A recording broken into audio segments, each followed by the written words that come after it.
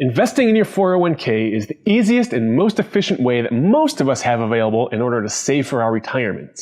In this video, I'll give you 5 common 401k investing mistakes that you could be making that could totally sabotage your retirement savings and delay your retirement by years.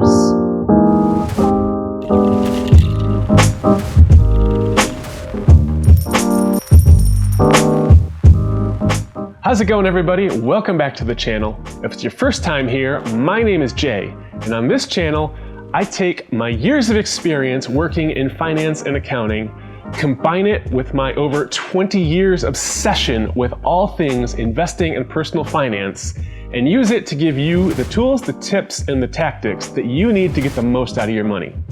Today, we're talking about 401k investing. More specifically, 401k investing mistakes that you could be making that are sabotaging the amount of money you'll have at your retirement and the age at which you might be able to retire. So right off the bat, the first 401k investing mistake that you might be making is not maxing out your 401k contributions.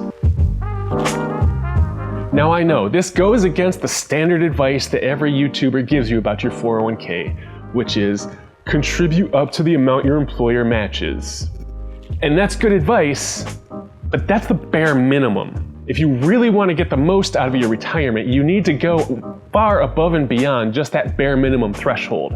And let's take a look at this calculator to see exactly why. So for our example, we're going to assume that you're making an $80,000 per year salary, which is very nice salary, far above the national average. We'll assume you're 30 years old, you have $0 currently saved in your 401k plan. We'll keep it a little conservative, assume a 5% return on your investment, and you work for an employer that gives you a 100% match, dollar for dollar match, up to 4% of your salary. So if you invest only up to your employer match, you'll be putting in $3,200 per year. Now at a 5% return, that will come out to be just over $750,000 at age 65. Now, $750 is a very nice nest egg, but is that enough money to survive on for possibly 25 to 30 years after you retire? Maybe not. Now let's look, if you max out your 401k, you contribute $19,000 per year. At that same 5% return, at age 65, you will have over $2.6 million in your 401k. That's a gigantic difference. That's over double. And you might think, yeah, but I can't make it work if I max out my 401k. I don't make enough, blah, blah, blah, blah. You'll come up with all these excuses. And I've been there.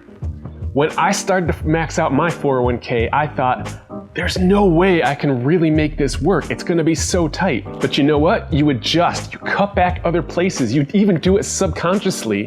And because it's all taken out pre-tax right at the beginning, right at payday, it's like you're not even missing it.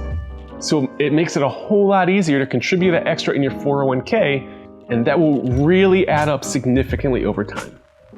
Now, the second big 401k investing mistake that you might be making is not checking in on your 401k or rebalancing.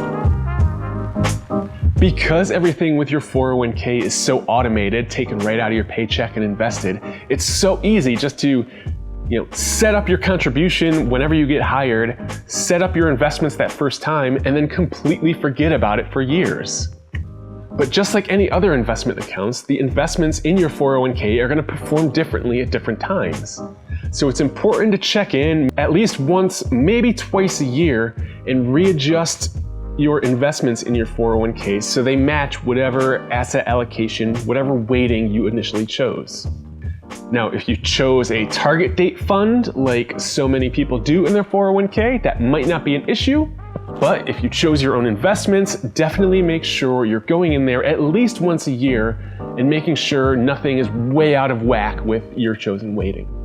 Now, on the opposite end of that spectrum, the third common 401k investing mistake you might be making is trading too much. Your 401k is a retirement account. Your investments there are for the long term over the course of your career. You don't want to be using your 401k to be trading and making a lot of moves based on, whatever the market is doing today or this month or whatever. As the old saying goes, time in the market beats timing the market. So make sure you have a solid strategy, stick to it, and don't be tempted to constantly tinker and toy with your 401k investments based on how the market is currently performing. You'll set yourself back, you won't make good decisions, and it will severely hamper the amount of money you have available at the end of your career. Now, the fourth 401k investing mistake, and really this one, I should have put this one higher on the list because this is a huge one and it will have a gigantic effect on your retirement savings, is borrowing or withdrawing from your 401k account. If you take out a 401k loan or withdraw funds from your 401k early, not only are you going to subject yourself to a boatload of taxes and fees, which will not only eat away at that principal amount, but any future earnings it could have earned, but like I just said in the last bullet point, time in the market beats timing the market. So anytime you have money that is not invested in the market, getting that compound effect rolling, earning money on money and so on and so forth, you're setting yourself back. So if you're withdrawing money from your 401k or taking a loan out of your 401k for something you don't really need, you're paying tons of taxes and fees, which are going to hurt you. You're taking that money out of the market, so it's not working for you and setting yourself up for retirement. And you are just going to kill your retirement savings. Now, I understand life happens, things happen, and I wouldn't advocate going homeless or anything like that just to not touch your 401k. But unless it is absolutely necessary, an absolute emergency, don't touch your 401k. Don't touch it. Don't even look at it. Go on, get out. You heard me. And the fifth 401k investing mistake you might be making is not hitting the like button on this video to spread it through the YouTube algorithm. Just kidding, you should definitely do that.